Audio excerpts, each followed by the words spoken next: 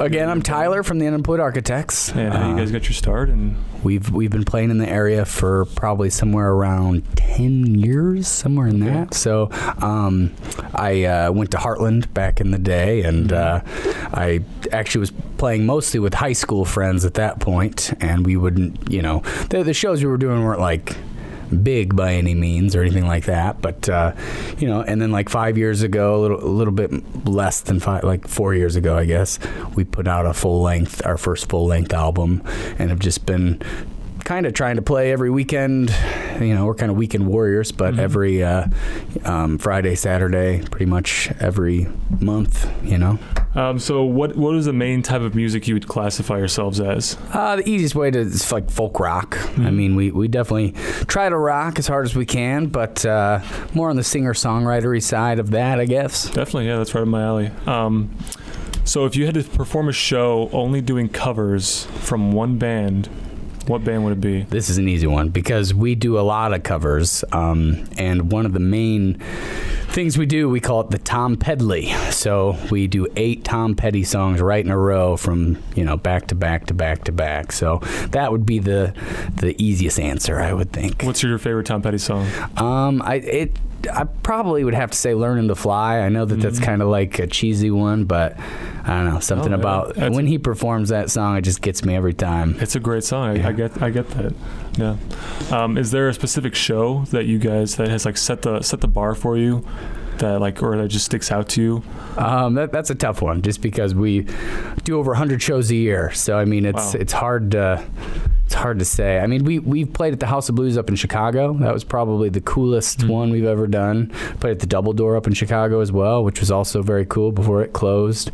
That's probably too old school for you youngins. I'm not sure about the Double Door. Double Door, there's a movie called High Fidelity with John Cusack. You ever heard of that movie? No. At the last scene of that movie, it was popular probably in the 90s, early 2000s, somewhere in there.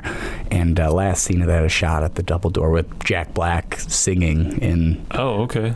On that stage that we played at. So those were some notable ones for sure. But I mean, every show's pretty cool in just a different way, So when it comes to like writing your music, what's the process like? Do you like stick to a certain routine, or does it just kind of randomly come to you? Or that's a question you get asked a lot. I think it's always hard for a singer-songwriter to kind of put down into paper, but the way I always say it is it's different every time. There's no like set way to do it for me anyway. I don't like lock myself in a room from 9 to 8 p.m.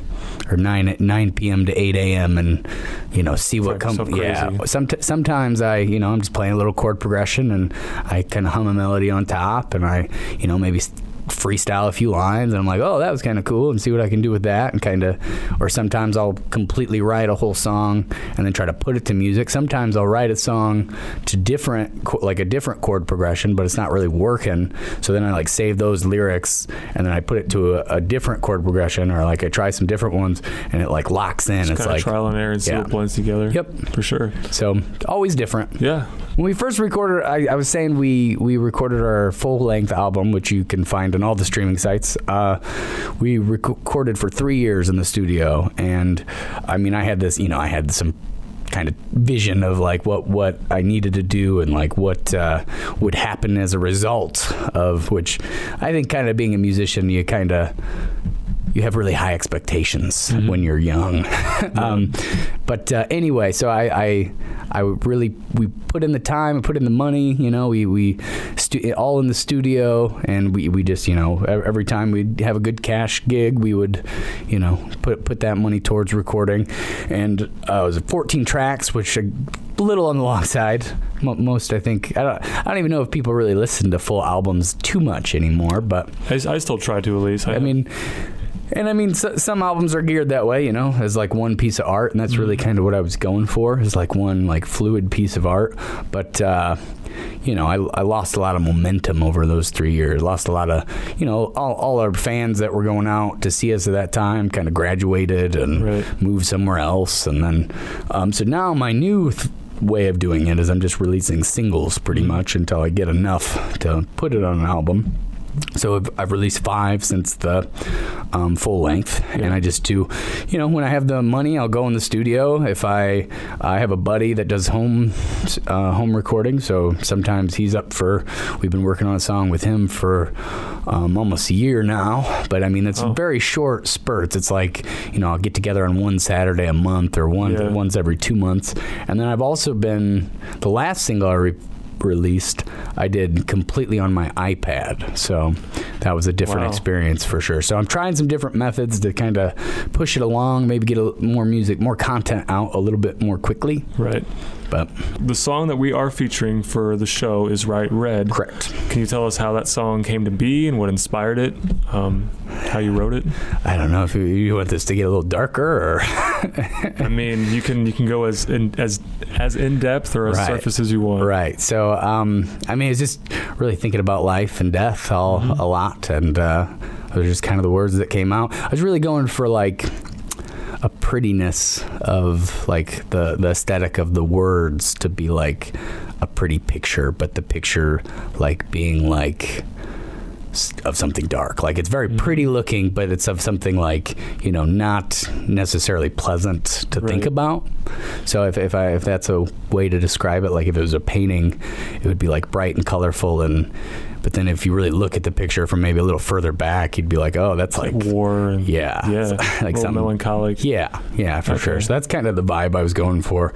And it was my first song ever doing on my iPad, so it's a little bit of an experiment. I mean, I did it all with the iPad microphone, actually, which is pretty surprising that you can get like that good a sound out of and GarageBand. Yeah. Was it just the stock microphone, or did you have like a little plug-in microphone? Just the stock one. So I had a buddy in Pontiac that recorded a bunch of stuff on his iPad, and I remember listening to it and being like, so what studio did you record this in? And he's like, dude, on my iPad, and I could not believe it. So I eventually just went out and bought one, and he kind of showed me the ropes a little bit, and then but I did end up in Breakdown after that one, because I mean the vocals sound good, and I was going for kind of like a vintagey sound with that anyway, so I thought it was a good song to kind of do it very kind of, it's a rough recording kind of style, but kind of pretty at the same.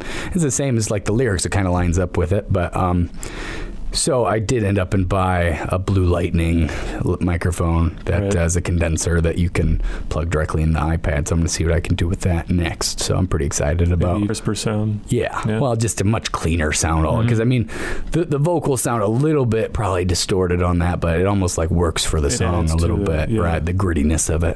For sure. Is there any upcoming shows that you want to promote necessarily? I think Yeah, go for it. I got a few coming up here in Bloomington area. All right. If I can pull up my calendar fast enough. Take your time. November 9th, I'm at Cadillac Jack's here in Bloomington. And then November 15th, I'm at Dr. McKay's in Bloomington, which are two kind of off the beaten path bars for sure.